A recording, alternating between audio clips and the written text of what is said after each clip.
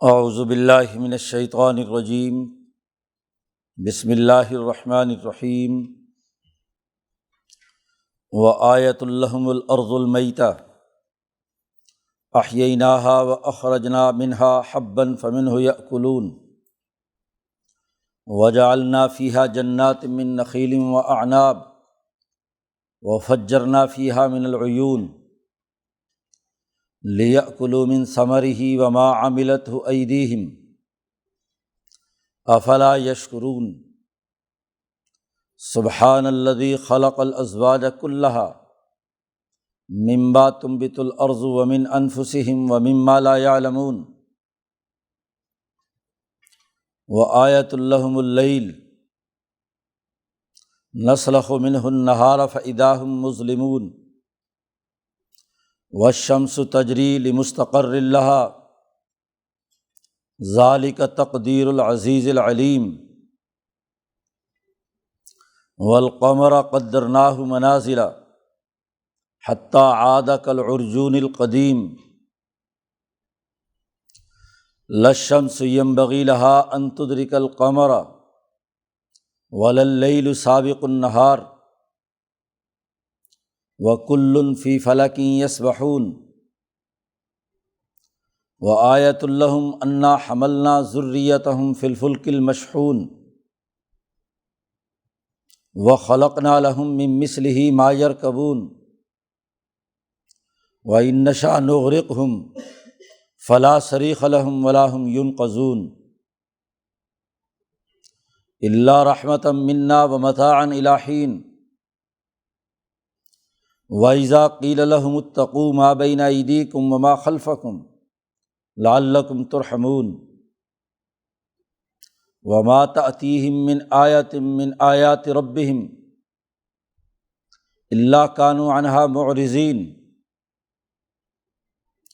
وَإِذَا قِيلَ لَهُمْ أَنفِقُوا مِمَّا رَزَقَكُمُ اللَّهُ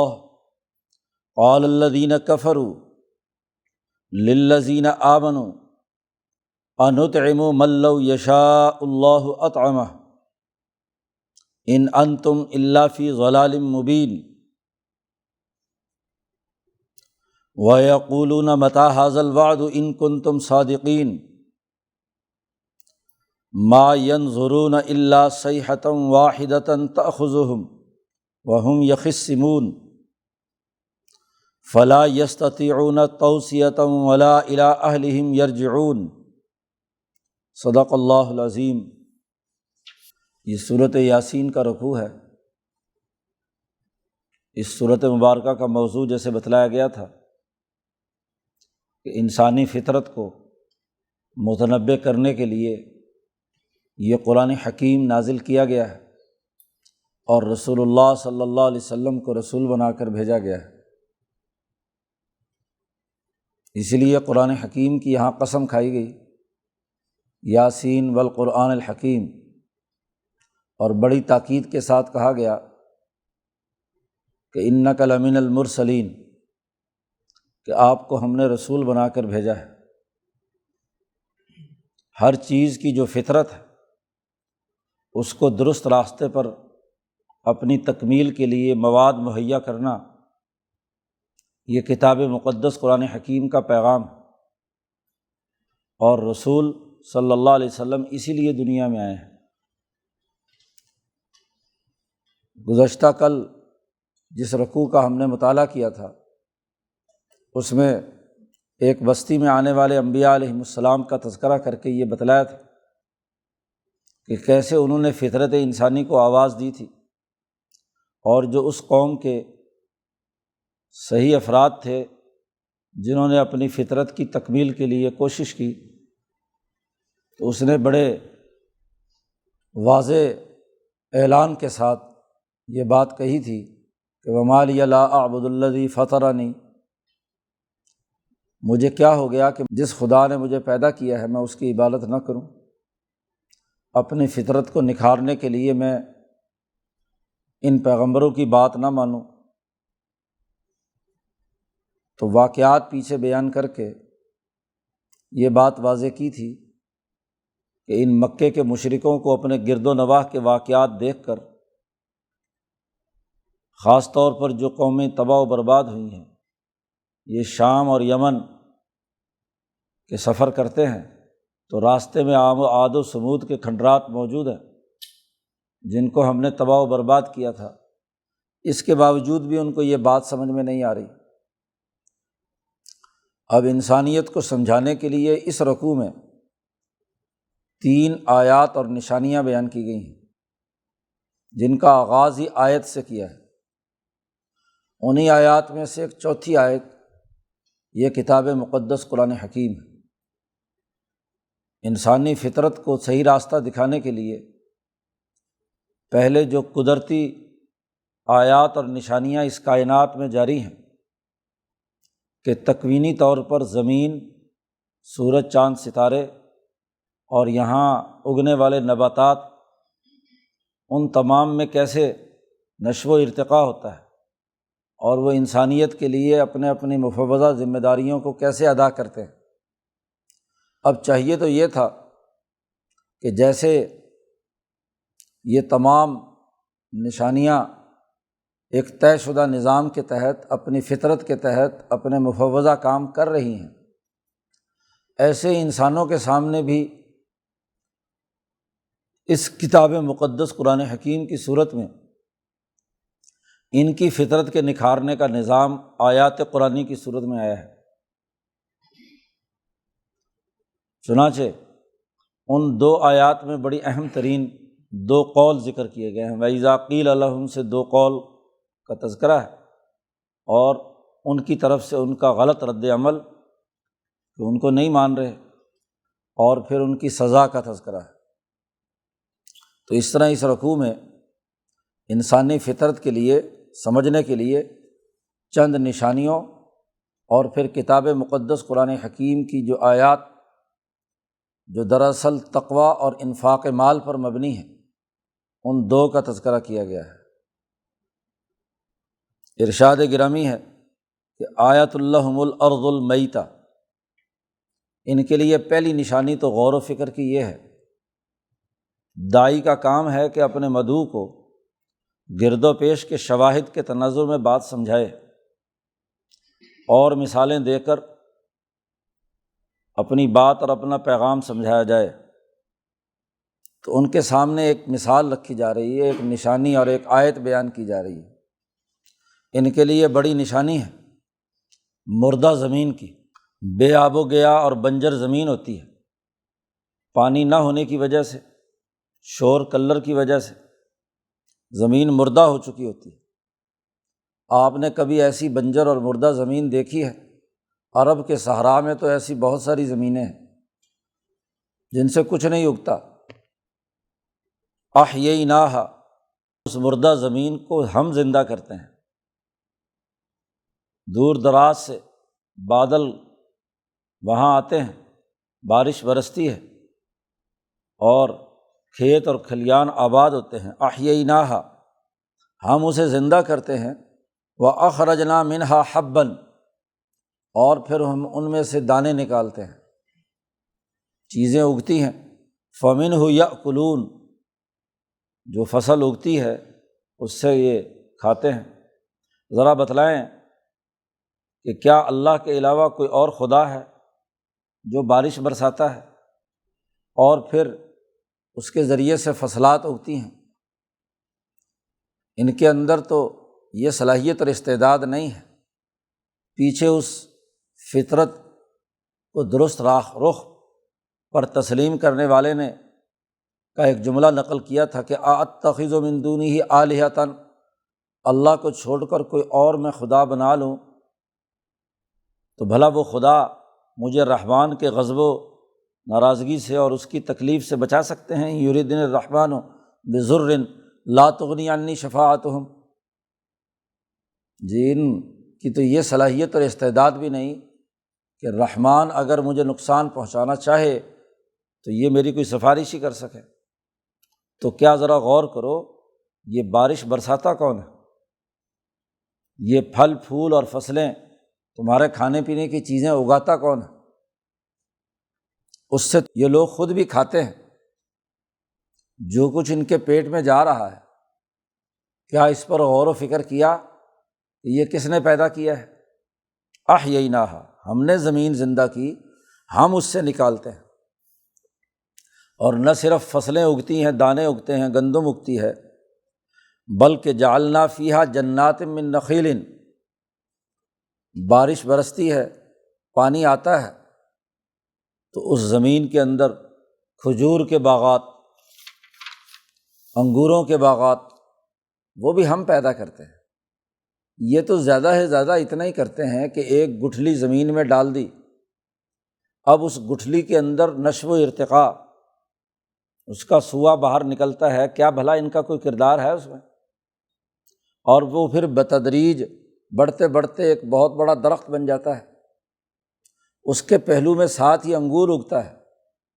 پانی ایک ہے، زمین ایک ہے، ایک طرف انگور اگ رہا ہے، دوسری طرف کھجور اگ رہی ہے۔ کیا یہ کرتے ہیں یہ؟ پھر انگور کے مختلف ذائقے، مختلف کلر، کھجوروں کی سینکڑوں اقسام، وَفَجَّرْنَا فِيهَا مِنَ الْعُيُونِ، اور پھر ہم اس زمین کے اندر چشمے بہاتے ہیں۔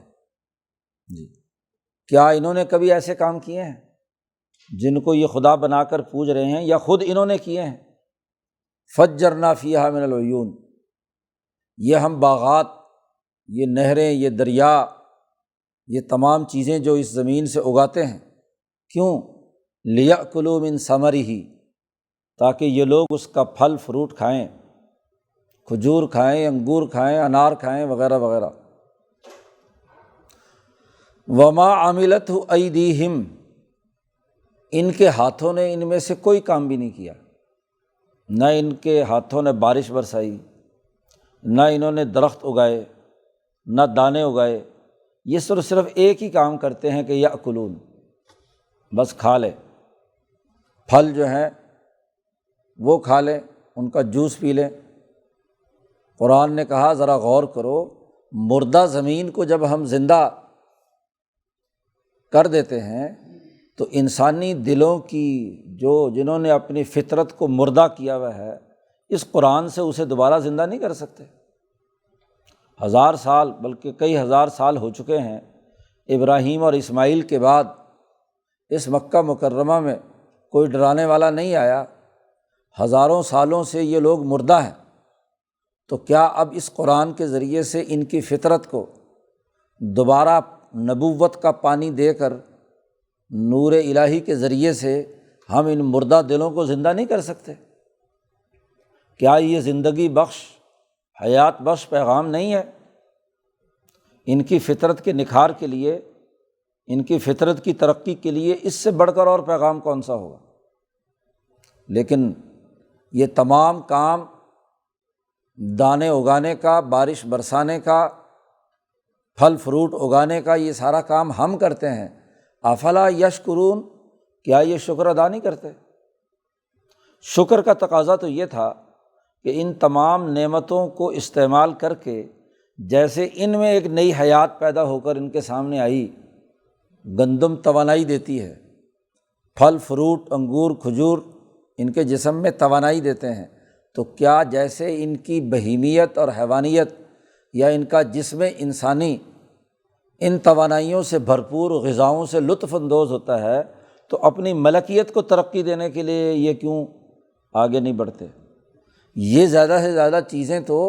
صرف ان کی جسم کی طاقت اور توانائی بحال کرتی ہیں، اب ان کی ملکیت، ان کی روح کی ترقی کے لیے ہم نے یہ قرآن نازل کیا ہے، رسول اللہ صلی اللہ علیہ وسلم کو بھیجا ہے، تو ان کی صحبت سے کیوں مستفیض نہیں ہو رہے؟ تو شکر تو یہ ہے کہ جتنی نعمت ان کو ملی ہے، اس کے ملنے کے بعد اگلے مرحلے کے لیے آدمی کام کرے، ترقیات پر گامزن ہو، نہ صرف لذت کام و دہن تو اختیار کرے لیکن روح مردہ رہے۔ بھلا انسان اور اس کی روح مردہ ہو، اسے زندہ کہیں گے؟ تو اسی طرح ہم انسانی روحوں کو زندہ کرنے کے لیے ہم نے یہ پیغام نازل کیا ہے۔ پھر مزید غور و فکر کرو، سبحان الذی خلق الازواج کلھا، بہت ہی پاک ہے وہ ذات جس نے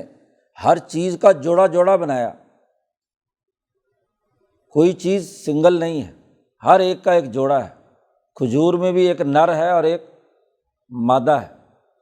باقی تمام چیزوں میں ہم نے نر اور مادہ بنائے ہیں، مرد بھی ہے عورت بھی ہے۔ مما تنبت الارض، جوڑے جوڑے بنائے ان تمام چیزوں میں سے جو زمین سے اگتے ہیں، وہاں بھی جوڑے بنائے ہم نے، درختوں، پودوں، پھلوں، پھولوں۔ اور اسی طریقے سے ومن انفسہم، اور ان کی اپنی ذات میں بھی، مرد اور عورت۔ ومما لا یعلمون، اور اس کائنات میں ایسی مخلوقات کے بھی جوڑے بنائے ہیں جو یہ جانتے نہیں ہیں، ان کے دائرہ علم سے باہر ہے۔ تو پوری کائنات کے اندر ہر چیز جو ہے وہ جوڑوں جوڑوں پر مشتمل ہے۔ کیا انہوں نے بنائے ہیں؟ یہ تو ادراک بھی نہیں رکھتے بہت ساری ایسی چیزوں کا، جانتے تک نہیں، علم تک نہیں، چہ جائے کہ یہ انہیں سمجھ سکیں، اور کیوں بنائے اور اس کے پیچھے حکمت کیا کار فرما ہے یہ بھی انہیں معلوم نہیں۔ تو ہم نے انسانوں میں ان کی ترقیات اور ان کی روح کو زندہ کرنے کے لیے جو پیغام بھیجا ہے، اس کا مقصد بھی یہ ہے کہ ان کے اندر یہ صلاحیت اور استعداد پیدا ہو کہ یہ انسانیت کے لیے کوئی کام کر سکے، اللہ سے تعلق جوڑ سکے۔ اب یہاں پہلی نشانی بیان کی، مردہ زمین کے زندہ ہونے، اور پھر اس میں سے انسانی فائدے کے لیے توانائی بخش، حیات بخش فروٹ، کھانے پینے کی چیزیں، فصلات، دانہ دنکا، ہر چیز کے پیدا کرنے کا ایک پورا نظام ہے۔ اور آج تو ان تمام چیزوں کو دریافت کرنے کے لیے بڑے وسیع علوم سامنے آ چکے ہیں۔ ایک گندم ہی کی تحقیق اور ریسرچ پر ہزاروں کتابیں لکھی جا چکی ہیں۔ ایک ایک پھل کو لے لو، انگور کو لے لو، انار کو لے لو، کھجور کو لے لو، کہ کیا کیا اس کے پیچھے حکمت،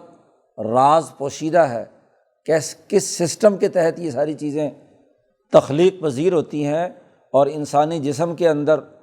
فائدہ بخش ہوتی ہیں۔ تو ایک نشانی یہ بیان کی زمین کے مردہ ہونے اور زندہ ہونے کے حوالے سے، انسان یا تو اپنی طبیعی قوتوں کو جو ارضیات سے متعلق ہے ادھر متوجہ کرتا ہے، اس پر غور و فکر کرتا ہے، یا آسمانوں کی طرف دیکھتا ہے، یا آسمان و زمینوں کے درمیان جو کچھ ہو رہا ہے اسے جانتا ہے۔ تو قرآن حکیم نے دوسری نشانی جو بیان کی ہے، آیت اللہم اللیل، ہر نئی نشانی بیان کرنے سے پہلے آیت کا لفظ لائے ہیں۔ آیت اللہم الارض المیتہ، یہی اس صورت کی خصوصیت ہے۔ فطرت انسانی کو درست رخ دینے کے لیے قرآن حکیم کا اس صورت کے اندر انداز و اسلوب بڑا جامع ہے۔ تو ایک تو زمین پر غور و فکر کی دعوت دی، اب ان کے لیے غور و فکر کی ایک اور نشانی بھی ہے، آیت اللہم اللیل، ان کے لیے رات کے اندھیرے میں بڑی نشانی ہے۔ نسلخ منہ النہار فاذا ہم مظلمون، اس کرۂ ارض پر اصل اندھیرا ہے۔ یہ اندھیرا کون کرتا ہے؟ اور پھر اس اندھیرے پر جو نور کا اجالا ہوتا ہے سورج کا، وہ کیا ہے، کیسے وہ طے شدہ نظام کے تحت گردش کر رہا ہے، اور کیسے ہم اس نور کے اجالے کو رات کے چہرے سے ہٹا لیتے ہیں۔ قرآن نے یہاں جملہ استعمال کیا، نسلخ منہ النہار، اس رات کے گھٹا ٹوپ اندھیرے سے ہم دن کو ہٹا لیتے ہیں، اتار لیتے ہیں۔ سلخ اصل میں تو کہتے ہیں کسی بکری کی کھال اتار لینا، جی، کسی جانور کے چمڑا اتار لینے کو سلخ کہتے ہیں۔ تو نسلخ، ہم کھینچ لیتے ہیں، منہ النہار، دن کو۔ دن جہاں جہاں سورج گھومتا ہے، سورج کی روشنی جاتی ہے، وہاں وہاں روشنی اور نور ہوتا ہے، اور جیسے ہی جس جگہ سے سورج غائب ہو جاتا ہے وہاں رات آ جاتی ہے۔ تو یہ کرہ ارض تو گھٹا ٹوپ اندھیرے میں ہے، بالفرض دن کا اجالا نہ ہو اور سورج کی روشنی نہ ہو تو ظلمات بعضھا فوق بعض، یہ تو اندھیرا در اندھیرے میں ہو،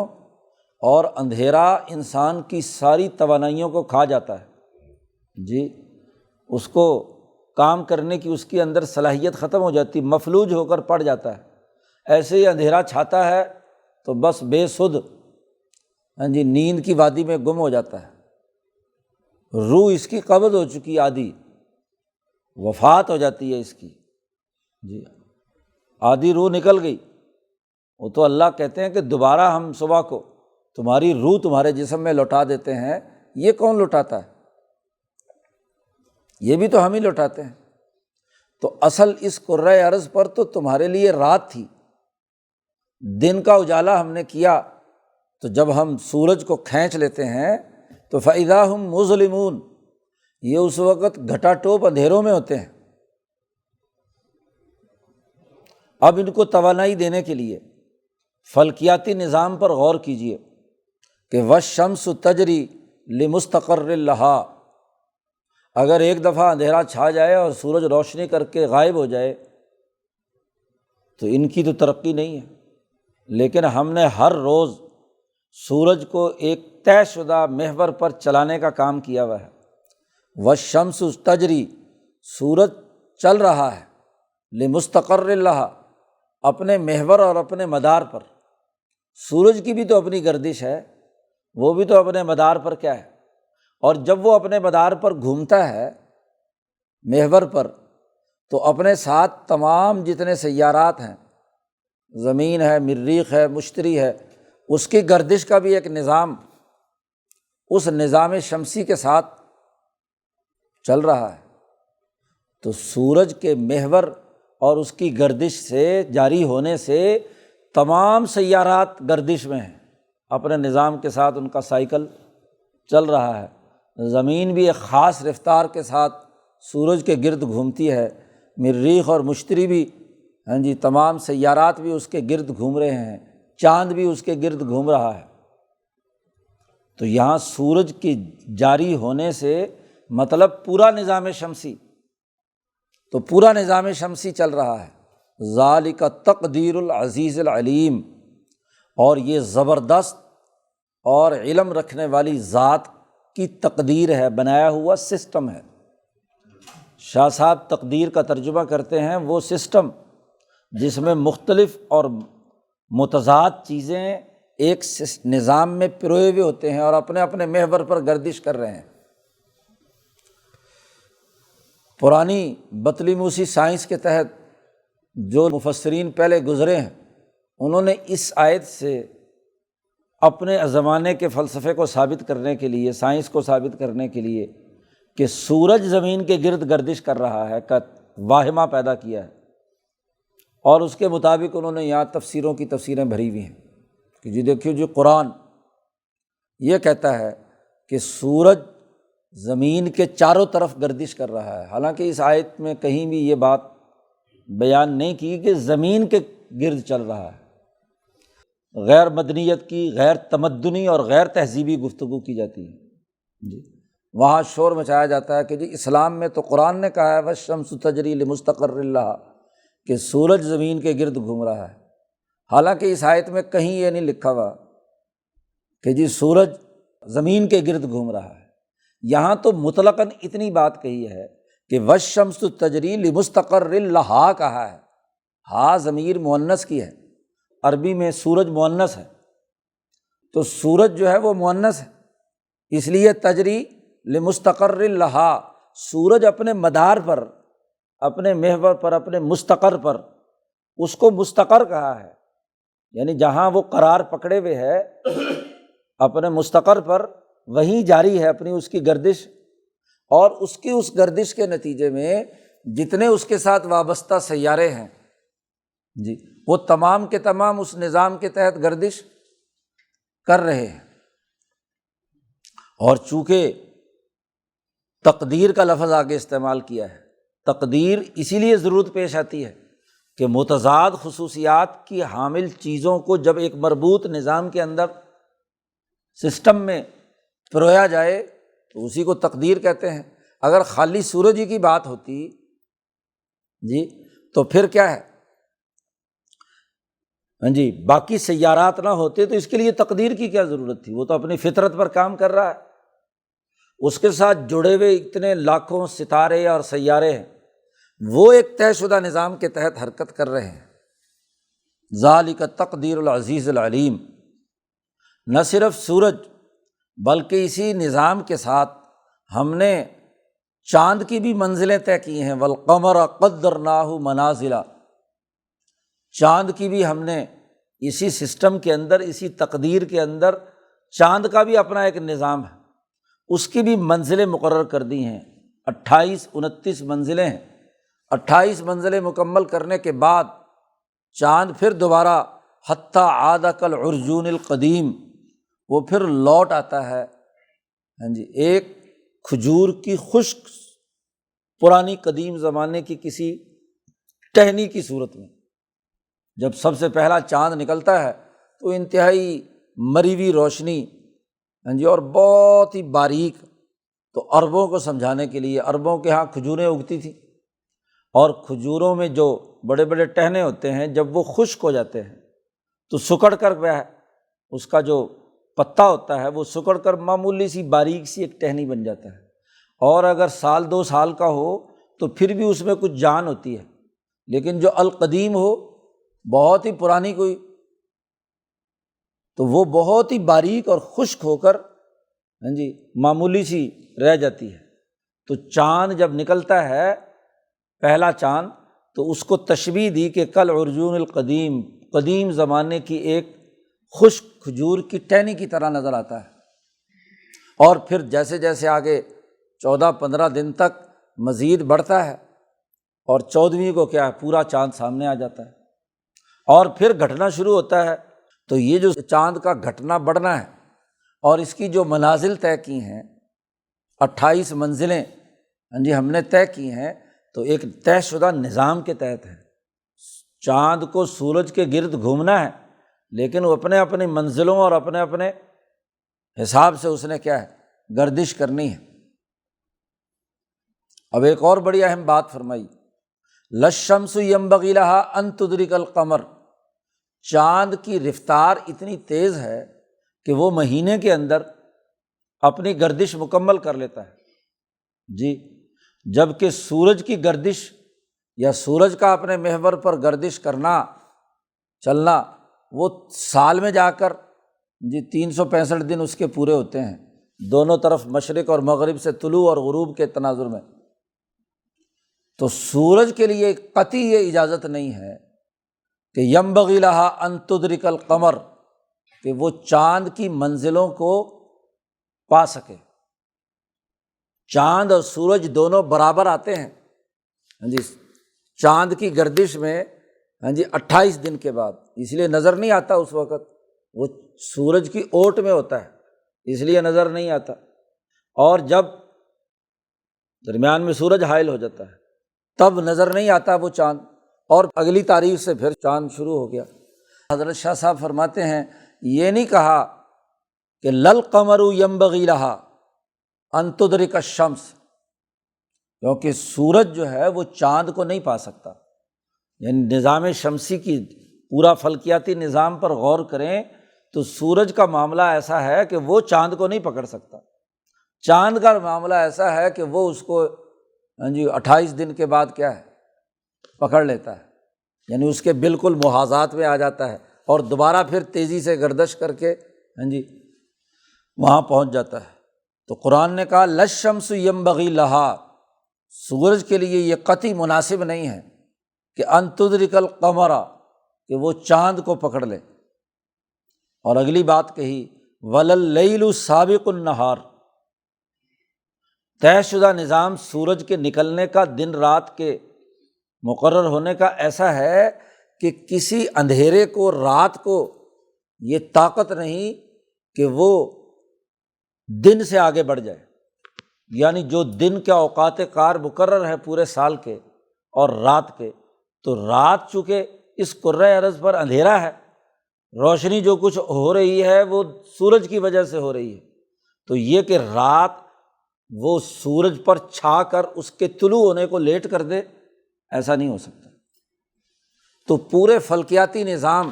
اور اس کے ستاروں پر غور و فکر کی دعوت دی ہے۔ وَكُلٌّ فِي فَلَكٍ يَسْبَحُونَ، اس فلکیاتی نظام میں ہر ایک فلک وہ اپنے اپنے مدار میں تیر رہا ہے۔ یسبحون، اس کا اپنا اپنا ایک مدار ہے۔ فلک کہتے ہیں مدار کو، اس مدار کے اندر جہاں وہ سیارہ یہ چیز گردش کر رہی ہے، تو چاند کا جو مدار ہے تو وہ اپنے مدار میں تیر رہا ہے، اور سورج کا جو دائرہ ہے اپنے مستقر پر استقرار کی حالت میں، وہاں جو اس کی دوری حرکت ہے وہ ہو رہی ہے۔ اسی طریقے سے باقی سیارات، مریخ، مشتری وغیرہ وغیرہ، وہ تمام اپنے اپنی جگہ پر گردش کر رہے ہیں۔ یسبحون کا لفظ کہا ہے، سبح اصل میں تو کہتے ہیں پانی پر تیرنے کو عربی زبان میں، لیکن یہ بھی اس فضا اور خلا کے اندر تیر رہے ہیں۔ اسی سے مولانا سندھی نے ایک بڑی اہم بات فرمائی ہے کہ یہ بطلیموسی سائنس کے لوگ جو ہیں، ان کی حماقتوں سے قرآن حکیم کی آیات پر غور و فکر کا راستہ ان فلسفیوں کے دماغوں سے رک گیا۔ بطلیموسی سائنس یہ کہتی ہے کہ یہ فلک جو ہیں، پرانی جو سائنس ہمارے مدرسوں میں آج بھی پڑھائی جاتی ہے، فلسفے کے نام سے جو کتابیں پڑھائی جاتی ہیں طبیعیاتی قوانین پر، آج اس جدید دور میں بھی مشاہدات کے باوجود وہی باتیں طلباء کے دماغ میں رٹاتے ہیں کہ فلک جو ہے وہ ایک جسم ہے، اور اس کے 7 افلاک ہیں، اور پھر فلک الافلاک ہے، اور اس کی ایک مثال دے کر سمجھایا جاتا ہے مدرسوں کے اندر، کیا کہ جیسے پیاز کے چھلکے نہیں ہوتے، تو ایک چھلکے کے اوپر دوسرا، دوسرے پر تیسرا، تیسرے پر چوتھا، چھلکا در چھلکا، تو یہ ایک ٹھوس جسم رکھتے ہیں۔ جیسے اس بطلیموسی سائنس کی یہ حماقت تھی کہ زمین اصل ہے اور سورج جو ہے اس کے چاروں طرف گردش کر رہا ہے، تو ایسے ہی اس کی ایک حماقت یہ بھی تھی کہ یہاں سے لے کر جن کو 7 آسمان کہا گیا، وہ 7 آسمان ایک جسم رکھتے ہیں، ٹھوس جسم رکھتے ہیں۔ اور جب ٹھوس جسم رکھتے ہیں تو اب ان کے یہاں پھر اگلا سوال پیدا ہوا کہ اس میں سے پھر جسم کیسے گزر سکتے ہیں؟ تو ظاہر ہے کہ ٹھوس جسم میں سے تو گزرنا خاصا مشکل ہوتا ہے۔ تو پھر وہاں وہ خرق و التیام کی ایک نئی بحث شروع ہو جاتی ہے، لا یعنی جو فلسفے کی کتابوں میں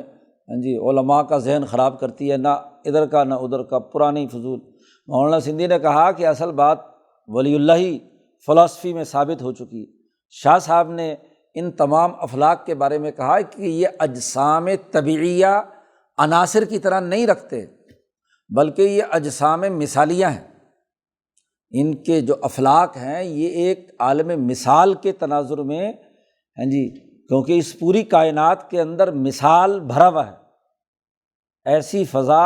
ایسا خلا ہے جو ایک جگہ سے دوسری جگہ چیزوں کو منتقل کرنے کا موصل ہے، رابطہ کار ہے۔ تو اس مثال کے اندر یہ تمام سیارات اور تمام اجسام تیر رہے ہیں۔ تیرنا تبھی ہوگا، یسبحون سبح تبھی ہوگا کہ جب وہ سیال حالت میں ہو، اور اگر وہ ٹھوس جسم ہو تو اس میں تیرنا کیسے؟ اب ان کا کہنا یہ تھا پرانی سائنس والوں کا کہ وہ ہر فلک جو ہے اس کے اندر سورج اور چاند گڑے ہوئے ہیں، فکس کر دیے۔ جب وہ فلک حرکت کرتا ہے تو پھر اس کے ساتھ کیا ہے، سورج بھی حرکت کرتا ہے اور چاند بھی حرکت کرتا ہے، تو اس سے بہت سارے مغالطے اور مخمصے پیدا ہوئے، اور اس نے آج سے پہلے کی جتنی تفسیریں ہیں پرانی، ان تمام میں اسی تناظر میں کیا ہے، قرآن کو فلسفے سے جوڑنے کے لیے بڑی بڑی تفسیریں لکھی گئی۔ لیکن ایک اور بات بھی اچھی طرح سن لو، علامہ طنطاوی ایک مشہور عالم گزرے ہیں، انہوں نے ایک تفسیر لکھی،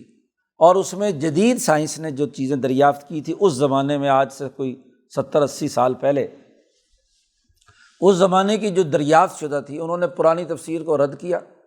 اور جدید سائنس کے تناظر میں قرآنی آیات کی تشریح کی۔ بڑا اس کا شہرہ پوری دنیا میں اس زمانے میں ہوا اور آج کل بھی ہے۔ تو اللہ مولانا سندھی فرماتے ہیں کہ طنطاوی حج کرنے کے لیے مکہ آئے، تو طواف کر رہے تھے، تو وہاں ہمارا آپس میں تعارف ہو گیا۔ اس نے کہا میں طنطاوی ہوں۔ مولانا نے تفسیر اس کی دیکھی بھی تھی، تو بعد میں جب طواف سے فارغ ہوئے، تعارف ہوا، بیٹھ گئے، تو میں نے بڑی لاجواب تفسیر لکھی ہے، جدید سائنس کے مطابق میں نے قرآن حکیم کی تفہیم کی ہے، یہ وہ مولانا سندھی کے سامنے گفتگو کرتا رہا۔ مولانا سندھی نے پوچھا کہ طنطاوی صاحب، اگر یہ سائنس کا نام تو تجربے کا ہے، مشاہدات کا ہے، آج سائنس نے یہاں تک دریافت کی ہے، آج سے پہلے 1200 سال تک یونانی بطلیموسی سائنس چلتی رہی، اور اس زمانے کے علماء اس کے مطابق تفسیر کرنے کو بڑا فخر سمجھتے تھے۔ علامہ فخر الدین رازی کو بڑا فخر تھا کہ انہوں نے منطق فلسفے کے تناظر میں تفسیر لکھی ہے، اور علماء خوب اس سے کیا ہے استفادہ کرتے تھے۔ آج آپ کے سامنے نئے تجربات اور مشاہدات کے سامنے نئی بات آ گئی، تو آپ نے قرآن کو کھینچ تان کر اس تفسیر پر فٹ کر دیا۔ اچھا، سائنس اگر کل کو 100 سال بعد بدل گئی، جی اس کے اندر تغیر و تبدل آ گیا، تو پھر قرآن آپ بدلیں گے؟ جی تو قرآن اصل ہے، اس کو کیوں کھینچ تان کر سائنس کی کتاب بنانے کی کوشش کرتے ہو کہ جی قرآن نے 1400 سال پہلے ہماری سائنس کی یہ بات بیان کر دی تھی؟ بھائی قرآن کوئی سائنس کی کتاب ہے؟ جی قرآن تو بنیادی طور پر ہدایت کی کتاب ہے، وہ سائنس اس کا موضوع نہیں ہے۔ قرآن حکیم کا انداز اور اسلوب تو یہ ہے کہ جس زمانے میں جو نظریہ موجود ہو اور وہ تسلیم شدہ ہو، تو قطع نظر اس بات کے کہ وہ حقیقت پر مبنی ہے یا غلط ہے، اس کو لوگ اگر مانتے ہیں تو قرآن نے کہا اگر تم یہ بات مانتے ہو تو پھر یہ بات بھی مانو۔ یہ بڑا اہم نقطہ ہے، اور یہ نقطہ حضرت شیخ الہند رحمۃ اللہ علیہ نے واضح کیا ہے۔ جی اور اس کی تشریح علامہ سندھی رحمۃ اللہ علیہ نے بھی کی، اور علامہ انور شاہ کشمیری نے کتاب لکھی ہے مشکلات القرآن، تو وہاں بھی بڑے دلائل کے ساتھ بڑے دلائل انہوں نے جمع کر دیے ہیں حضرت شیخ الہند کے اس موقف پر کہ قرآن حکیم کو سائنس کی کتاب مان کر اس میں سے چیزیں نکالنا یہ قطعی طور پر غلط ہے۔ بالفرض اگر یہ بات مان بھی لی جائے بطلیموسی سائنس کے تحت کہ جی سورج زمین کے گرد گھوم رہا ہے، جی اگر اس بات کو مان بھی لیا جائے تو یہ بھی دراصل لوگوں کے مشاہدے کے اعتبار سے ہے نا، کہ ایک جاہل آدمی کو سائنس کی باتوں کا کیا پتہ کہ جی سورج کے گرد میری زمین گھوم رہی ہے یا سورج میری زمین کے گرد گھوم رہا ہے۔ اس کو تو نظر آتا ہے صبح صبح اٹھتے ہی کہ سورج ایک طرف سے طلوع ہوا تھا اور زمین میں کیا ہے جا کر اس طرف سے غروب ہو گیا، تو سورج نے سفر طے کیا ہے، اور پھر رات چھا گئی، دوسرے دن پھر طلوع ہو گیا۔ تو ایک جاہل آدمی، ایک عام انسان کا مشاہدہ یہ ہے کہ سورج زمین کے گرد گھوم رہا ہے۔ اب قطع نظر اس بات کے کہ یہ حقیقت ہے یا صرف ایک عام آدمی کا مشاہدہ ہے، قرآن کو اس سے کوئی غرض نہیں، وہ تو اس عام آدمی کو مخاطب بنا کر اس کی بنیاد پر اپنا پیغام سمجھانا چاہتا ہے۔ مثلاً فطرت انسانی کو سمجھانے کے لیے اس نے یہ ساری گفتگو کی ہے کہ تم جو مشاہدہ کر رہے ہو، جی یہ جو کائنات کے گرد نظام چل رہا ہے، سورج کا طلوع و غروب دیکھ رہے ہو، تو یہ ایک فطری عمل ہے۔ تو اس فطری عمل کی بنیاد پر یہ سمجھو کہ یہ قرآن حکیم بھی انسانی روح کی ترقی کے لیے ایک واضح پروگرام اور نظام دے رہا ہے۔ تو نظام شمسی کے ذریعے سے نظام اسلام اور دین کا سسٹم سمجھانا مقصود ہے۔ یہاں سائنس کے فارمولے تو نہیں بتلائے جا رہے کہ جی سورج گردش کر رہا ہے یا نہیں کر رہا ہے، یہ قرآن کا مقصد نہیں ہے۔ تو بات بڑی بنیادی سی ہے، اسی لیے شاہ ولی اللہ صاحب نے فرمایا الفوز الکبیر جو اصول تفسیر میں حضرت شاہ صاحب کی کتاب ہے کہ قرآن کا انداز اور اسلوب نہ تو اصول فقہ کے اصولوں، نہ منطقیوں کے اصولوں، نہ فلسفے کے اصولوں، نہ ریاضی کے اصولوں، نہ سائنس کے اصولوں کے تناظر میں قرآن گفتگو کرتا ہے۔ قرآن تو گفتگو کرتا ہے خطابات نافعہ، اور خطابات نافعہ کی جو تعریف کی گئی ہے، خطاب ایک خطیب جب گفتگو کر رہا ہوتا ہے، تقریر کر رہا ہوتا ہے، تو جو بھی سوسائٹی میں مذمومہ خیالات موجود ہوتے ہیں تو وہ اپنے دلائل ثابت کرنے کے لیے، چاہے وہ خیالات صحیح ہیں یا غلط ہیں، جی ان کو بنیاد بنا کر بات سمجھانا چاہتا ہے اصل تو۔ جی اس سے اسے کوئی غرض نہیں، وہ کوئی محقق تھوڑا ہی ہے۔ اس لیے یہ بڑی احمقانہ بات آج کل کی جاتی ہے کہ جی فلاں تقریر کرنے والے نے، فلاں مقرر نے، فلاں خطاب کرنے والے نے جو بات کی تھی وہ سائنس کے نقطۂ نظر سے تو غلط ہے۔ وہ خطاب کرنے والا سائنس بیان کرنے کے لیے، تقریر کرنے کے لیے کھڑا ہوا ہے، یا ایک سیاست دان وہ اس لیے کھڑا ہوا ہے کہ وہ سائنس کے فارمولے بیان کرے۔ وہ تو اپنے سیاسی مقاصد کے لیے جو بھی مظلومہ لوگوں کے ذہنوں میں خیالات ہیں ان کو اپنے سیاسی پارٹی کے لیے استعمال میں لانا چاہتا ہے، اس کو کہتے ہیں خطاب۔ اس لیے شاہ صاحب نے کہا کہ دیکھو گھوڑا اس کو ایک طبیب اور حکیم اور نظر سے دیکھتا ہے کہ بیماری ہے کہ نہیں، اس کے عضو صحیح ہیں یا نہیں، اس کے اندر کوئی بیماری تو نہیں، کوئی بخار تو نہیں، اور ایک سیاستدان اور نظر سے دیکھتا ہے۔ وہ اس نقطۂ نظر سے نہیں دیکھتا کہ میڈیکلی فٹ ہے یا نہیں، وہ اس نقطۂ نظر سے دیکھتا ہے کہ اگر میں اس پر سفر کروں تو یہ کتنی دیر میں مجھے منزل مقصود تک پہنچا سکتا ہے، یعنی کب تک کام آئے گا۔ اور اگر کسی منزل پر جا کر گھوڑا خراب ہو جائے تو اسی وقت اس کو پھینک دیتا ہے اور نیا گھوڑا پکڑ کر اپنی منزل تک سفر شروع کر دیتا ہے۔ وہ حکیم بن کر اس کو چیک کرنے لگے تو وہ منزل تک پہنچ گیا بس پھر۔ تو سیاست دان کی نظر اور ہوتی ہے اور ایک حکیم اور طبیب کی نظر اور ہوتی ہے۔ تو سائنس اس کے فارمولے یا اس کے قواعد و ضوابط، وہ تجربات، مشاہدات، وقت کے گزرنے سے اس میں تغیر و تبدل ہوتا رہتا ہے، لیکن قرآن اپنا سیاسی، معاشی، سماجی پیغام سمجھانا چاہتا ہے، اللہ سے تعلق کے لیے گفتگو کرنا چاہتا ہے، تو وہ ان مذمومہ چیزوں کو بھی جو لوگوں کے ذہنوں میں موجود ہیں ان کو بھی بطور استدلال کے پیش کر کے اپنا اصل مقصد اور اپنی بات سمجھانا چاہتا ہے۔ تو اگر یہ پہلو سمجھ میں آ جائے تو سارے سوالات ختم۔ تو اس کو بڑے دلائل کے ساتھ مشکلات القرآن میں علامہ انور شاہ کشمیری نے اس پر بڑی گفتگو کی ہے۔ تو اصل میں تو یہ شیخ الہند کا نظریہ ہے جو ان کے ان دونوں شاگردوں نے اسے بڑی خوبی کے ساتھ واضح کیا ہے۔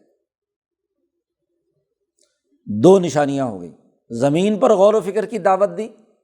پھر فلکیاتی جتنے بھی کل فی فلک یسبحون اس پر غور و فکر کی دعوت دی کہ دیکھو ایک طے شدہ نظام کے تحت ہے تو کیوں انسانی سماج جو ہے وہ ایک نظام کے تحت ترقی نہیں کرنا چاہیے، اس کو اپنی فطرت کو نکھارنے کے لیے کردار ادا نہیں کرنا چاہیے۔ تیسری نشانی بیان کی، وآیۃ لہم، ان کے لیے ایک تیسری نشانی بھی ہے جو آسمان و زمین کے درمیان ہے، انا حملنا ذریتہم فی الفلک المشحون، ہم نے ان کی ذریت کو سوار کرایا تھا ایک بھری ہوئی کشتی میں۔ اگر یہاں الفلک المشحون سے مراد وہ کشتی نوح ہے جس میں انسانوں کو بچایا تھا، اب نہ اس کا تعلق زمین کرۂ ارض پر پاؤں تھے اور نہ آسمان میں انسان تھا، اس انسان کو اس بڑی کشتی نے 84-85 آدمیوں کو، نوح علیہ السلام کو، تو ان کی نسل کو ہم نے بچایا تھا، سوار کرایا تھا ایک بھری ہوئی کشتی میں۔ اور یہ صرف کشتی نوح نہیں، اس کے بعد آج تک جتنی بھی کشتیاں سمندروں پہ تیر رہی ہیں یہ بھی تو کیا ہے، دریاؤں میں چل رہی ہیں۔ انسان اس وقت نہ زمین پر ہوتا ہے نہ آسمان پر، درمیان میں پانی میں ہے، اگر ہم چاہیں تو ان کو غرق کر دیں، وَإِن نَّشَأْ نُغْرِقْهُمْ، بس صرف ایک جھٹکا لگے، ایک موج آئے اور پوری کی پوری کشتی ڈوب کر کیا ہے، یا کشتی نوح ہی ڈوب جاتی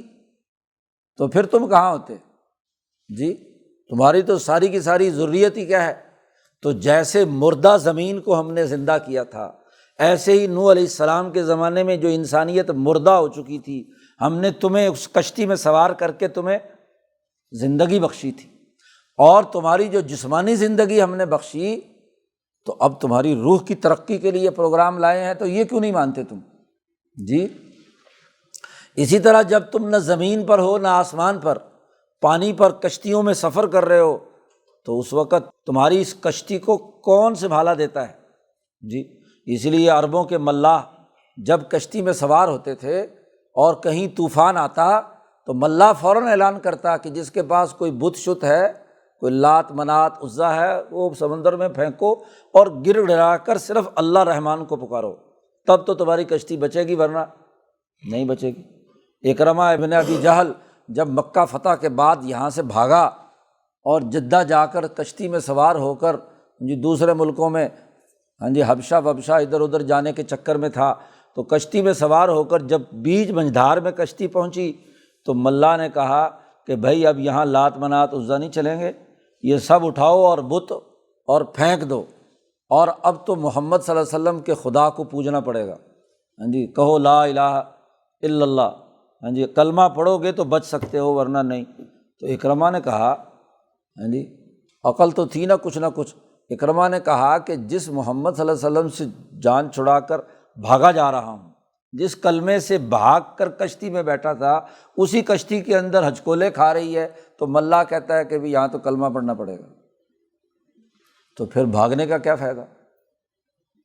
اللہ سے دعا کی کہ اے اللہ میری جان یہاں سے بچا، تو میں سیدھا محمد صلی اللہ علیہ وسلم کے قدموں میں جا کر گروں گا۔ تو کشتی گھومتی گھامتی آ کر پھر دوبارہ جدہ کے ساحل پر لگ گئی، اس نے وہاں سے چھلانگ ماری اور دوڑتا ہوا سیدھا مکہ حضور کے پاس آ کر سرنڈر کر لیا اپنے آپ کو، کلمہ پڑھ کر مسلمان ہو گئے۔ تو آپ دیکھیے کہ کشتیاں بھی چل رہی ہیں، اس کے حکم سے غور و فکر کرو۔ اور پھر کشتیاں ہی نہیں بلکہ ہم نے ان کے لیے اس کشتی جیسی چیزیں تیار کیں، پیدا کیں جس پر یہ سوار ہوتے ہیں۔ کشتیاں نہیں بظاہر، لیکن صحرا پہ اونٹ پر سوار ہو کر، اس لیے وہ کہا کرتے تھے یہ کہ یہ ریت کی بر کی صفائن ہے۔ عرب لوگ کہتے تھے کہ یہ ہماری کشتی ہے صحرا کی، صحرا میں میلوں تک جہاں پانی کچھ نہیں، اور اس پر انسان جب سفر کرتے تھے تو وہ ہوا ہوتی تھی، چلتی تھی اونٹنی، جیسے حضور صلی اللہ علیہ وسلم کی اونٹنی جب چلتی تھی تو گویا کہ فضا کے اندر تیر رہی ہے۔ تو کشتیوں کی طرح کی چیزیں ہم نے ان کے لیے اونٹ بنائے صحرا میں، بر میں، اور وہ کیا ہے جس پر یہ سوار ہوتے ہیں، اس پر غور و فکر نہیں کیا۔ جہاں ہزاروں میل تک کچھ نہیں ملتا کھانے پینے کو، وہاں سے اونٹ گزر جاتے ہیں تیزی کے ساتھ، صحرا میں سے گزر جاتے ہیں، اس پر غور و فکر کرو۔ وَإِن نَشَأْ نُغْرِقْهُمْ، ہم اگر چاہیں تو ان کشتیوں کو سمندر میں غرق کر دیں، اور ایسی جگہ غرق کریں کہ فَلَا صَرِيخَ لَهُمْ، ان کی کوئی چیخ بھی کسی کو سنائی نہ دے، کسی کو پتہ تک نہ چلے۔ فَلَا صَرِيخَ لَهُمْ وَلَا هُمْ يُنْقَذُونَ، اور نہ ہی ان کو کوئی چھڑا سکے وہاں۔ اللہ کا جب عذاب آئے تو غور و فکر کرو، سوائے الا رحمۃ منا، ہماری رحمت ہمارا کرم ہوگا تو بچیں گے ورنہ نہیں، اور وہ بھی تب کہ متاعًا الی حین، ہم ان کو دنیا میں کچھ نفع پہنچانا چاہیں ایک وقت تک۔ متاعًا، ہم نے کہا بھی چلو ابھی ان کی روح نہیں قبض کرتے، ابھی ان کی کشتی غرق نہیں کرتے، ابھی ہم ان کو کیا ہے کچھ دنوں کے لیے دنیا میں زندہ رہنا دینا چاہتے ہیں۔ اب قرآن حکیم نے یہ 3 نشانیاں بیان کی ہیں، اور 3 نشانیاں بیان کر کے آگے 2 ذمہ داریاں بیان کی ہیں کہ ان نشانیوں پر غور و فکر کرو، اس کا لازمی نتیجہ یہ ہونا چاہیے کہ تم تقوی اختیار کرو۔ وَإِذَا قِيلَ لَهُمْ، جب ان سے کہا جاتا ہے کہ اتقوا ما بین ایدیکم وما خلفکم، ڈرو کہ وہ اعمال جو تم نے کر کے آگے بھیجے ہیں اور وما خلفکم جو پیچھے چھوڑ رہے ہیں، لعلکم ترحمون، تاکہ تم پر رحم کیا جائے۔ مولانا سندھی رحمۃ اللہ علیہ نے فرمایا یہاں اتقوا کا حکم دیا ہے، تقوی، اور تقوی عدل و انصاف کو قائم کرنے کا نام ہے۔ تقوی کی تشریح کرتے ہوئے حضرت شیخ عبد القادر جیلانی رحمۃ اللہ علیہ نے اس آیت کو پیش کیا ہے، ان اللہ یأمر بالعدل والاحسان وایتاء ذی القربی وینہی عن الفحشاء والمنکر والبغی۔ تو یہ عدل و انصاف قائم کرنے کا حکم، جب ان سے کہا جاتا ہے عدل و انصاف قائم کرو، اللہ سے ڈر کر اپنے اعمال کا محاسبہ کرو۔ وما تأتیہم من آیۃ من آیات ربہم، اور جب بھی ان کے پاس کوئی آیت آئی ان کے رب کی آیات میں سے، وہ 3 نشانیاں وہ بھی جھٹلاتے ہیں، اور یہ ایک نشانی، ایک آیت آئی کہ اتقوا ما بین ایدیکم وما خلفکم الا کانوا عنہا معرضین، تو اس سے کیا ہے اعراض کرتے ہیں، اپنی فطرت کے اصل بنیادی تقاضے کو پورا کرنے کے بجائے اس سے روگردانی کرتے ہیں۔ ایک حکم یہ ہے اور دوسرا حکم وَإِذَا قِيلَ لَهُمْ، اور جب ان سے کہا جاتا ہے انفقوا مما رزقکم اللہ، جو تمہیں اللہ نے رزق دیا ہے اس کو انسانیت پر، غریبوں پر خرچ کرو۔ دو نکاتی ایجنڈا ہے اس قرآن کا، رسول اللہ صلی اللہ علیہ وسلم کا، ایک اتقوا ربکم اور ایک انفقوا مما رزقکم اللہ، ایک سیاسی اور ایک معاشی۔ اللہ کے ڈر سے عدل و انصاف قائم کرنا، اور اللہ نے جو رزق دیا ہے اس کو انسانیت پر خرچ کرنا، معاشی حقوق ادا کرنا۔ جب ان سے یہ دوسری بات کہی جاتی ہے تو آگے سے کیا کہتے ہیں؟ قال الذین کفروا، یہ کافر لوگ کہتے ہیں للذین آمنوا، مسلمانوں سے، انطعم من لو یشاء اللہ اطعمہ، کیا ہم کھانا ان غریبوں کو کھلائیں کہ اگر اللہ چاہتا تو خود کھلا دیتا؟ اللہ نے تو ان کو بھوکا رکھا، جی، تو جسے اللہ بھوکا رکھے اسے ہم نے کھانا کھلانا ہے؟ جی، گویا کہ تقدیر کا بہانہ، شاہ عبد القادر دہلوی رحمۃ اللہ علیہ نے فرمایا کہ تقدیر کا بہانہ کر کے رزق غریبوں کو نہ دینا، یہ اس پورا جملے کا مقصد ہے کہ تقدیر ہے نا، لو یشاء اللہ، اللہ اگر چاہتا، اللہ نے مقدر میں ان کے غربت لکھی اور ہمیں کہا جاتا ہے اللہ کی تقدیر کو بدل دو، حالانکہ تقدیر تو اللہ نے مقرر کی ہے۔ اللہ نے کسی کو امیر بنایا ہے، کسی کو غریب بنایا ہے، تو اللہ کی تقدیر میں ہم مداخلت کرنے والے کون ہیں؟ آج کا سرمایہ دار بھی یہی کہتا ہے کہ جی مقدراں دی کھیڑ ہے، کہتے ہیں نا کہ جی اللہ میاں جس کو چاہے امیر بنا دے، جس کو چاہے غریب بنا دے، یہ دیجیے اللہ دے کام نے۔ بھائی اللہ کے کام، اللہ نے لوگوں کو غریب بنایا، اللہ نے تو کہا ہے وما من دابۃ فی الارض الا علی اللہ رزقها، جو جاندار دنیا میں پیدا ہوتا ہے اس کا رزق ہم نے رکھا ہے۔ اب غریب کو نہیں مل رہا تو اس کی وجہ یہ ہے کہ امیروں نے اس کے رزق پر قبضہ کر لیا، تو ان پر ذمہ داری عائد ہوتی ہے کہ وہ ان کے حصے کا رزق ان تک پہنچائیں، ضرورت ان کی پوری کریں، ان کے معاشی حقوق ادا کریں۔ لیکن یہ ان سرمایہ داروں کی تقدیر کا بہانہ کر کے غریبوں کی خدمت نہ کرنے کو اللہ پاک نے کہا ان انتم الا فی ضلال مبین، واضح گمراہی کے اور کچھ نہیں تمہارے دماغوں میں۔ اتنی سی بات بھی تم نہیں سمجھ پاتے کہ تمہیں انفاق مال کا حکم دیا ہے اور اس کو تقدیر پر جوڑ رہے ہو۔ جی اچھا، تقدیر پر ہے تو تم کاروبار کیوں کرتے ہو؟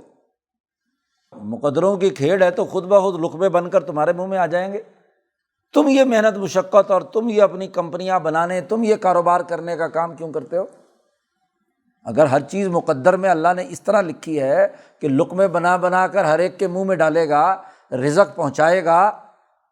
تو قرآن حکیم نے اس بات کا جواب دینا بھی گوارا نہیں کیا، ان کی اس بہت بڑی گمراہی اور بہت بڑی غلطی کی نشاندہی کی کہ ان انتم الا فی ضلال مبین، تم واضح گمراہی میں مبتلا ہو، تمہیں بات سمجھ میں نہیں آ رہی، تمہاری فطرت مسخ ہو چکی ہے، تمہاری فطرت میں صلاحیت اور استعداد ہی نہیں رہی کہ ایک صحیح اور حق بات کو سمجھ سکو۔ اب بجائے تقویٰ اور انفاق مال کی ان دو بنیادی باتوں کو تسلیم کرتے، الٹا نبی کو کہتے ہیں وَيَقُولُونَ مَتَىٰ هَٰذَا الْوَعْدُ إِن كُنتُمْ صَادِقِينَ، تم کہتے تھے اگر ہم تمہاری بات نہیں مانیں گے تو ہم پر بڑا عذاب آئے گا، ایک وعدہ مقرر شدہ ہے تو کہاں ہے وہ، لے کر آؤ۔ یقولون کہتے ہیں متى هذا الوعد ان کنتم صادقین، اگر ہم نے یہ انفاق مال نہ کیا، تقوی اختیار نہیں کیا، عدل و انصاف قائم نہیں کیا تو ہم پر بڑا عذاب آئے گا، تو کہاں ہے وہ عذاب؟ مذاق اڑاتے ہیں۔ قرآن کہتا ہے یہ صرف ایک ایسی چیخ کے انتظار میں ہے، ایک چیخ آئے گی جو ان کو پکڑے گی اور یہ آپس میں جھگڑ رہے ہوں گے۔ وہم یخصمون، جی بدر کے مقام پر بھی یہ جھگڑ رہے تھے، جب وہاں ان کو شکست ہونے لگی نا تو ایک دوسرے پہ تانے دے رہے تھے، تیری وجہ سے ایسے ہوا، تیری وجہ سے ایسے ہوا، اور صحابہ کی جماعت جو ہے وہ ان کو گاجر مولی کی طرح جی راستے سے ہٹا رہی تھی، اور قیامت کا جب سور پھونکا جائے گا اس وقت بھی یہ جھگڑ رہے ہوں گے کہ ایک چیخ آئے گی اور سب کے سب کیا ہے ختم ہو جائیں گے۔ ایسا معاملہ ہوگا کہ فلا یستطیعون توصیۃ، جب یہ وعدہ آئے گا نا بدر کا یا قیامت کا تو یہ کسی کو وصیت بھی نہیں کر سکیں گے۔ ابو جہل کو یہ موقع نہیں ملا،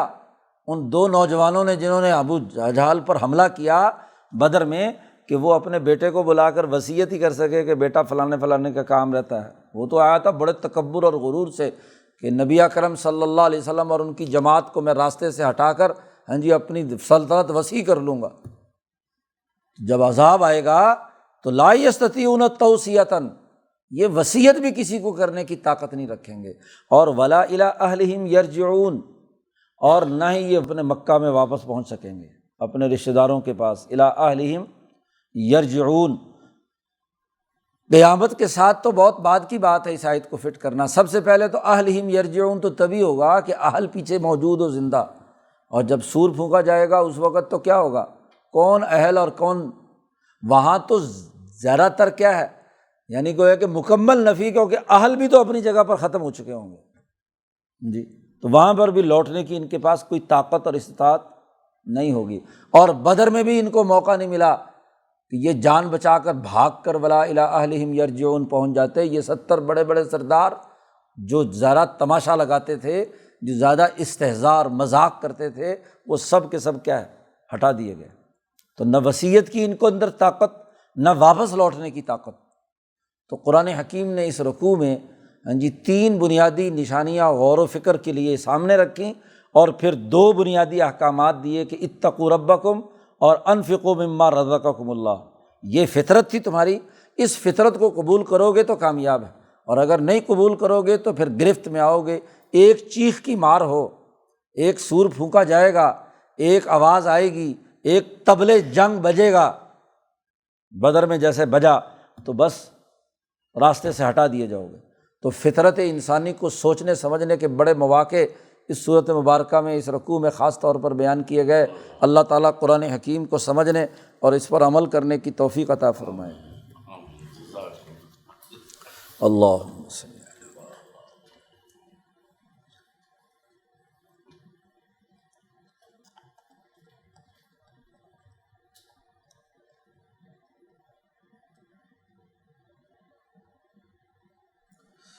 اجمعین۔